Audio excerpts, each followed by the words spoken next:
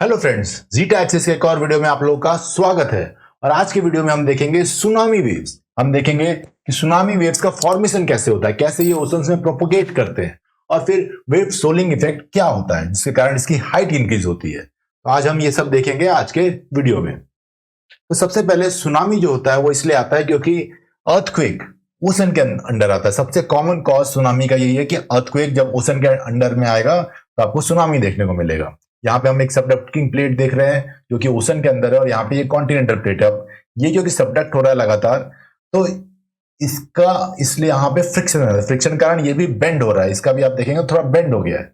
तो यहाँ पे एक स्ट्रेस डेवलप हो रहा है, और स्ट्रेस के कारण क्या होगा कि सडनली एनर्जी रिलीज होगी। और ये जो एनर्जी रिलीज होगी ये क्या करेगी कि इस पूरे वाटर कॉलम को ऊपर की ओर मूव कर देगी। ये वाटर कॉलम यहां तक उठ जाएगा और फिर तेजी से नीचे गिरेगा। और इसके कारण क्या होगा कि ओशंस में रिपल्स पैदा होते हैं, और यही रिपल्स जब बहुत तेजी से कोस्ट की ओर जाते हैं तो उनकी हाइट भी वेव सोल्डिंग के कारण बढ़ जाती है, इसलिए आपको सुनामी देखने को मिलता है। तो इस प्रोसेस को अब हम डिटेल में समझेंगे। तो सबसे पहले सुनामी किन किन कारणों से आ सकता है। सबसे नॉर्मल कारण तो होता है अर्थक्वेक। हमने देखा कि अर्थक्वेक के कारण सुनामी आता है, और अर्थक्वेक क्या होना चाहिए कि ओशन के अंदर आना चाहिए अर्थक्वेक। क्यों? क्योंकि यहाँ पे अगर आप देखिए, ये जैसे कि ये आपका प्लेट ऐसे बेंड हो रहा है और अचानक एनर्जी रिलीज होती है और यहाँ पे आ जाता है, तो ये जो पूरा पानी का कॉलम होगा वहां पे ये ऐसे उठ जाएगा। एक फोर्स से वो अपनी पोजीशन पे आता है जब ये रॉक का लेयर, तो पूरा पानी जो वहां पे है वो एक से ऊपर पूरा कॉलम ही उठ जाता है। अब ये कॉलम जो है वो करीब 3-4 किलोमीटर लंबा होता है, तो आप समझ सकते हैं कि कितना अमाउंट में पानी ऐसे ऊपर उठता है और फिर वो नीचे गिरता है बहुत ही तेजी से। तो उसके कारण रिपल्स पैदा होते हैं, और यही रिपल्स जो है ये जब कोस्ट तक जाते हैं तो उनकी हाइट बहुत ज्यादा बढ़ जाती है। सिमिलरली अगर कोई वॉल्केनो है और वॉल्केनो सडनली एक्सप्लोड होता है पानी के अंदर, तो क्या करेगा कि वो इस पूरे पानी के कॉलम को भी ऊपर फेंकेगा, और फिर जब ये पानी का कॉलम नीचे गिरेगा तो इससे क्या होगा, रिपल पैदा होता है।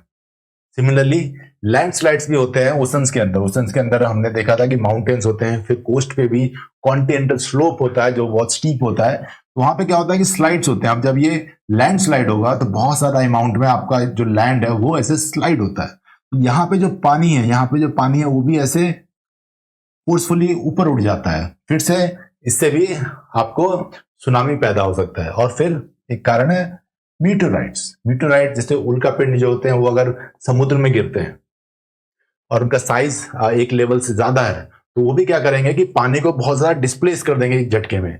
पानी जब वापस आएगा तो फिर से बहुत फोर्सफुली आएगा और रिपल्स जनरेट करेगा। वही रिपल्स प्रोपोगेट होते हैं कोस्ट तक, जो कि सुनामी बन जाते हैं। इसके अलावा जो कारण है वो एक्सप्लोजन, जैसे कि आपने कोई बहुत बड़ा बम फोड़ दिया, एटम बम फोड़ दिया पानी के अंदर, इसके कारण भी क्या होगा कि पानी का सरफेस ऐसे एकदम डिस्प्लेस होता है और फिर वापस आता है, जैसे रिपल्स होते हैं। तो कोई भी ऐसा इवेंट जिससे एक्चुअली पानी का पूरा कॉलम मूव होता है उससे सुनामी आता है। ग्लेशियर ब्रेकडाउन भी होता है। तो हमने देखा है कि जो पोलर रीजन है वहां पे क्या होता है कि ऐसे समुद्र है और समुद्र के किनारे ही आपको बहुत सारे ऐसे ग्लेशियर्स होते हैं। तो ये ग्लेशियर्स अगर मेल्ट होकर पानी में गिरेंगे तो क्या होगा कि पानी का एक बहुत बड़ा अमाउंट ऐसे मूव होगा और फिर वापस आएगा, तो इससे रिपल्स पैदा होंगे और ये भी सुनामी क्रिएट करते हैं। हालांकि इन सब की स्ट्रेंथ जो होती है उतनी ज्यादा नहीं होती है जितना कि अर्थक्वेक के कारण आने वाले सुनामी की होती है। इसीलिए अर्थक्वेक के कारण जो सुनामी आते हैं वो सबसे ज्यादा प्रॉब्लम करते हैं, सबसे ज्यादा नुकसान पहुंचाते हैं। तो देखते हैं कि सुनामी कैसे फॉर्म होता है।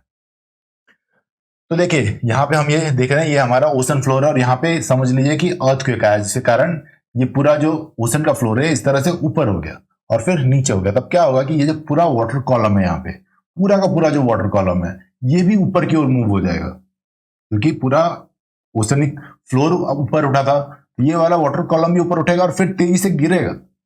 इसके कारण क्या होगा, आपको यहाँ पे ऊपर रिपल्स देखने को मिलेंगे। देखिए यहाँ भूकंप आ रहा है तो आपको यहाँ पे ट्रेमर के कारण यहाँ रिपल्स पैदा हो जाते हैं। तो पानी ऐसे ऊपर उठा और फिर गिरा तो ये रिपल्स पैदा हो गए। अभी जो रिपल्स यहाँ पे पैदा हुए, जो रिपल्स हैं इनकी जो वेवलेंथ है, वेवलेंथ क्या होगा, आप या तो ट्रफ से ट्रफ ले लें या फिर क्रेस्ट से क्रेस्ट ले लें। तो इसकी जो डिस्टेंस है इसको आप वेवलेंथ कहेंगे। तो वेवलेंथ कितना होता है, वेवलेंथ 300 से 1000 किलोमीटर तक हो सकता है। ये भूकंप की इंटेंसिटी पे डिपेंड करता है। तो ये क्यों क्रिएट होता है, क्योंकि सडन मूवमेंट होता है ओशन के पानी में। ओशन का पानी ऐसे ऊपर उठता है और सडनली गिरता है। ये आप बकेट में पानी करके भी देख सकते हैं कि अगर एक सडन वर्टिकल मूवमेंट अगर पानी गिरेगा वापस तो उसमें रिपल्स जनरेट होंगे। तो ये भी उसी तरह के होते हैं, बस यहाँ का जो वाटर कॉलम है वो 3, 4, 5 किलोमीटर तक गहरा हो सकता है। तो ये समझिए कि 3, 4 किलोमीटर ऊंचा वाटर कॉलम उठा और फिर नीचे गिरा, भले ही वो कुछ फीट ही उठाओ या कुछ सेंटीमीटर उठाओ, लेकिन जब इतना बड़ा वाटर कॉलम उठ के गिरता है तो बहुत ज्यादा एनर्जी होती है उसके अंदर। दिस कॉलम, तो ये जो कॉलम है when falls back creates energy ripples, ये एनर्जी रिपल्स आपको देख रहे हैं, तो ये पूरा एनर्जी रिपल्स है, इसके कारण सुनामी जनरेट होती है। और इसके कारण क्या होगा कि पूरे वाटर पार्टिकल्स काफी गहराई तक ये ऑसिलेट होंगे। अब अगर हम देखें कि कैसे होता है, तो यहाँ पे हम दूसरा एक इलस्ट्रेशन देख सकते हैं कि ये आपका ओशनिक फ्लोर है, और यहाँ पे समझिए कि अचानक से एक भूकंप आता है, और देखिए ये कैसे उठा, तो इसके कारण पूरा कॉलम जो पानी का है ये ऊपर उठ गया। अब क्या होगा कि ये पानी का कॉलम तेजी से देखिए नीचे गिरा, लेकिन जब ये नीचे गिरा तो यहाँ पे आपको रिपल्स जनरेट होते हुए दिख रहे हैं। तो आप देख सकते हो कि यहाँ पे रिपल्स जनरेट हुए, और इस क्रेस्ट से इस क्रेस्ट तक की डिस्टेंस जो है वो होगी 300 से 1000 किलोमीटर, यानी कि ये इसकी वेव लेंथ है। तो इतनी इसकी वेव लेंथ हो गई, लेकिन इसकी जो हाइट होगी, इन रिपल्स की जो हाइट होती है ओपन ओशन में, इनकी जो हाइट है ये करीब 1 मीटर से 3 मीटर होती है मैक्सिमम। ये मैं बात कर रहा हूं एकदम ओशन के बीच में, मतलब गहरे वाले पार्ट में, जहां पे ओपन ओशन है, जहां पे कोस्ट बहुत दूर है, यहाँ पे इनकी हाइट सिर्फ 1 से 3 मीटर ही होती है। अब फिर से हम इस पे आ जाते हैं। देखिए यहाँ पे हमारा जो वेव्स हैं वो जनरेट हुए थे, और हमने देखा कि waves in the sea are less than 1 meter in height. तो सी में, जबकि मतलब बीच वाला जो पार्ट है ओशंस का, वहां पे ये जो उठते हैं तो इनकी हाइट सिर्फ 1 मीटर से 3 मीटर ही होती है। यहाँ पे अगर कोई शिप है यहाँ पे ऐसे, तो भी वो डिटेक्ट नहीं कर पाएगा, क्योंकि 1 से 3 मीटर बहुत ज्यादा नहीं होते। नॉर्मल ओपन ओशन में हवा के कारण भी इतने ऊंचे वेव्स पैदा होते हैं, तो सिर्फ उसको ओपन ओशन में डिटेक्ट नहीं कर पाएगा, क्योंकि बहुत कम हाइट होती है। अब ये जो वेव्स होते हैं ये बहुत तेजी से प्रोपोगेट करते हैं, इनकी स्पीड 400 से 800 किलोमीटर तक हो सकती है। तो ये इतनी स्पीड से जब प्रोपोगेट करते हैं और कोस्टल रीजन पे जाते हैं, क्या होता है कि कोस्ट में आपका गहराई कम होता जाता है। देखिए यहाँ पे आपको इलस्ट्रेशन के लिए दिख रहा है कि हाइट कैसे कम हो रही है कोस्ट पे। अब इसके कारण एक प्रोसेस होता है, इसे वेव सोलिंग कहते हैं। और वेव सोलिंग में क्या होगा कि आपकी जो वेव्स होती है उनकी हाइट अचानक बढ़ जाती है। यहां पे हम देख सकते हैं कि ये आपका सी लेवल है, यहां पे सुनामी आया और यहां पे सुनामी जनरेट हुआ। यहां पे इसकी वेलोसिटी कितनी है, 835 किलोमीटर पर आवर। डेप्थ कितना है, लगभग 5.5 किलोमीटर। अब जब आप यहां पे आए, जब आपका डेप्थ कम हो गया, यहां पे आपको क्या देखने को मिल रहा है कि सुनामी की स्पीड काफी गिर गई, आधी हो गई ऑलमोस्ट। डेप्थ 900 मीटर है। अब जब और आप यहाँ पे कोस्ट के पास आ रहे हैं तो स्पीड कितनी होगी सुनामी की, 500 किलोमीटर 50 किलोमीटर, काफी सिग्निफिकेंट डिक्रीज है। यहाँ पे 835 किलोमीटर पर आवर था, यहाँ पे सिर्फ 50 किलोमीटर पर आवर है। यहाँ पे डेप्थ 20 मीटर है। तो आप देख सकते हैं कि कैसे जो गहरा, जो ओपन ओशन है, मतलब जो खुला समुद्र है, वहां पे आपको स्पीड मिल रही है 835 किलोमीटर पर आवर पर, जब कोस्टल रीजन है वहां पे सिर्फ 50 किलोमीटर पर आवर। कितना ड्रास्टिक डिक्रीज है। तो होता क्या है कि ये जो वेव्स, ये जो आपके सुनामी वेव्स हैं, जब ओपन ओशन में होते हैं तो क्या होता है कि पूरा का पूरा जो कॉलम है ये बहुत गहराई तक मूव होता है। यहाँ पे आप देख सकते हैं कि ये कैसे पूरा का पूरा कॉलम इस तरह से मूव हो रहा है। याद रखिए इन वेव्स के कारण वाटर पार्टिकल ट्रेवल नहीं करते हैं, बल्कि अपनी जगह पे ही ऑसिलेट करते हैं। तो आपने वेव्स के थियरी में पढ़ा होगा कि पार्टिकल्स होते हैं वो बेसिकली अपनी जगह वाइब्रेट करते हैं, एनर्जी प्रोपोगेट होती है, वाटर प्रोपोगेट नहीं होता। तो यहाँ पे क्या हो रहा है कि ये जो आपका वाटर पार्टिकल से ही इजीली मूव हो सकते हैं काफी गहराई तक। क्यों? क्योंकि यहाँ पे गहराई जो है वो 4 से 5 किलोमीटर गहरा है ये समुद्र यहाँ पे।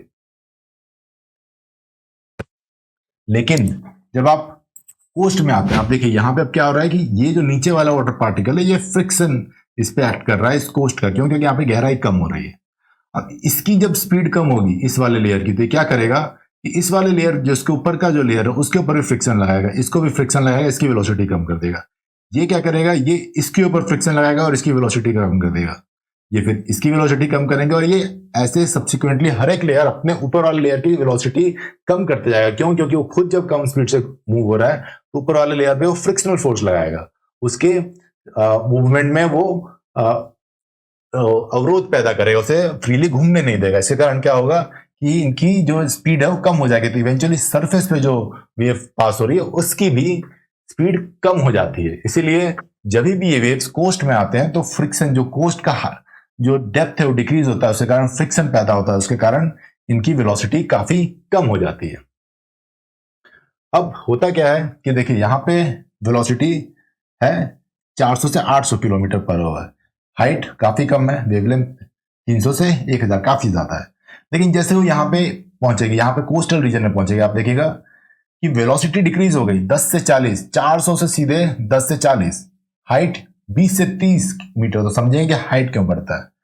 वेवलेंथ भी काफी कम हो जाती है। वेवलेंथ क्या है? वेवलेंथ क्रेस्ट टू क्रेस्ट का डिफरेंस है। देखिए यहाँ पे, यहाँ से क्रेस्ट है तो ये करीब 300 से 1000 किलोमीटर हुआ, लेकिन यहाँ पे अगर आप देखिएगा तो काफी पास पास हो जाते हैं ये। और फ्रीक्वेंसी कांस्टेंट रहती है। फ्रीक्वेंसी कांस्टेंट का क्या मतलब है कि अगर हम एक यहाँ पे ऐसे लाइन बना दें तो जो वेव्स यहां पे आ रही हैं और फिर दूसरी लाइन बना दें, तो जितनी नंबर ऑफ वेव्स इस वाले पॉइंट को क्रॉस कर रहे हैं उतनी नंबर ऑफ वेव्स भी पर सेकंड इस लाइन को क्रॉस करेंगी, यानी फ्रीक्वेंसी सेम है। पर हो क्या रहा है कि वेलोसिटी हो गया है कम। वेलोसिटी कम होने से क्या होता है कि अगर हम एक लेयर ले लें तो जितना पानी इस एरिया को छोड़ रहा है उससे ज्यादा अमाउंट में पानी यहाँ पे एकत्रित हो रहा है, और ये हर जगह हो रहा है। अगर हम यहाँ पे जितनी लाइनें खींचते जाए तो हर लाइन पे वही आपको देखने को मिलेगा कि हर जगह पानी तो जो पीछे से आ रहा है वो ज्यादा तेजी से आ रहा है, लेकिन उस जगह से जो पानी आगे जा रहा है वो काफी धीरे धीरे जा रहा है।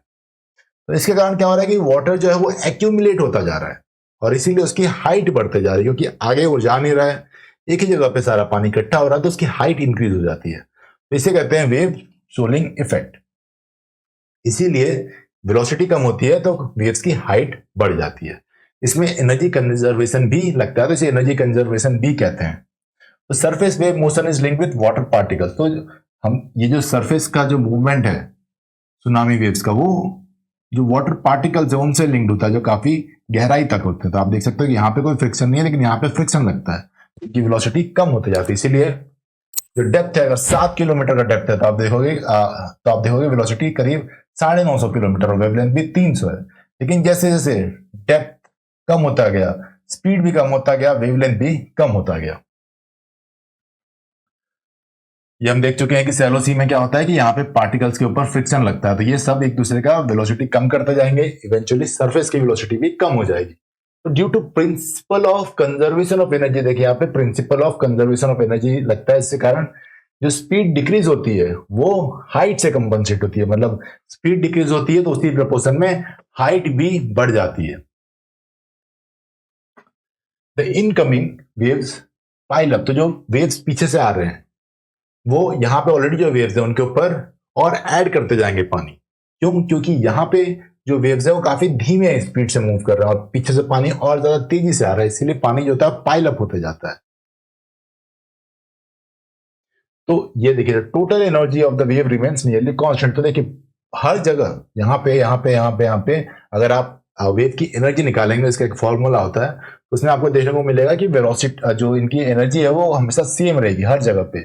बट क्योंकि स्पीड और वेवलेंथ कम हो जा रहा है तो वो एनर्जी जो है वो आपका एम्पलीट्यूड से कंपनसेट होता है, यानी कि एम्पलीट्यूड बढ़ जाता है। ये कह रहा है कि while its speed and wavelength shrink, यानी कि स्पीड और वेवलेंथ कम हो गया, the energy has nowhere to go but up, यानी कि एम्पलीट्यूड बढ़ा देता है वो इस वेव का, इसीलिए वेव की पानी की हाइट बढ़ जाती है। ये वेव सोलिंग इफेक्ट है, जिसमें हमने देखा था कि वेव सोलिंग से क्या होता है। अब हम देखते हैं सुनामी वार्निंग सिस्टम। तो सुनामी वार्निंग सिस्टम में बेसिकली क्या होता है कि समुद्र में एक ऐसा ऑब्जेक्ट होता है जो फ्लोटिंग होता है, जिसे बॉय कहते हैं। और ये क्या होता है कि इससे पास एक सुनामा मीटर होता है जो समुद्र के तल पे होता है, मतलब कि ओशन फ्लोर पे होता है। ये क्या करेगा कि ये साइस्मिक एक्टिविटी रिकॉर्ड करता है आपके ओशन फ्लोर की, और ये जो इंस्ट्रूमेंट है ये आपके ओशन के सरफेस का मूवमेंट डिटेक्ट करता है। और ऐसे बहुत सारे होते हैं जो काफी बड़े एरिया में स्प्रेड किए होते हैं, और इनकी जो मेजरमेंट होती है ये इससे जो वैल्यू लेते हैं, और फिर इनकी खुद की जो मेजरमेंट होती है उसको वो सैटेलाइट की ओर भेजते हैं। सैटेलाइट इसको ग्राउंड स्टेशन में भेजता है, जहां पे इसको प्रोसेस करके निकाला जाता है। तो अगर बहुत सारे ऐसे बॉय हैं, उनका अगर आप मेजरमेंट ले लो तो आपको एक एस्टिमेशन मिल सकता है कि क्या सुनामी आएगा या नहीं आएगा। इससे आपको साइस्मिक एक्टिविटी मिल जाता है, इससे आपको ओशन के सरफेस का डेटा मिल जाता है। अब देखिए यहाँ पे जो सुनामी है उसकी वेलोसिटी होती है 300 से 800 किलोमीटर पर आवर। लेकिन ये जो इलेक्ट्रोमैग्नेटिक वेव्स हैं इनकी वेलोसिटी होती है 3 इंटू 10⁻⁸ मीटर पर सेकेंड। ये बेसिकली लाइट की स्पीड से मूव करते हैं। तो क्योंकि आपकी इलेक्ट्रोमैग्नेटिक वेव की एनर्जी बहुत ज्यादा होती है, इसीलिए आपको कुछ मिनट का डिफरेंस मिल जाता है कि सुनामी कोस्ट पे पहुंचे उससे पहले आप कुछ मिनट पहले ही वार्निंग दे सकते हो, जिससे कि कोस्ट जो है उसको खाली कराया जा सकता है। जो भी लोग वहां पे सुरक्षा कर्मी है उनको आगाह किया जा सकता है कि भाई वो एक्टिव रहें और लोगों को बचाने में मतलब तैयार हो जाए।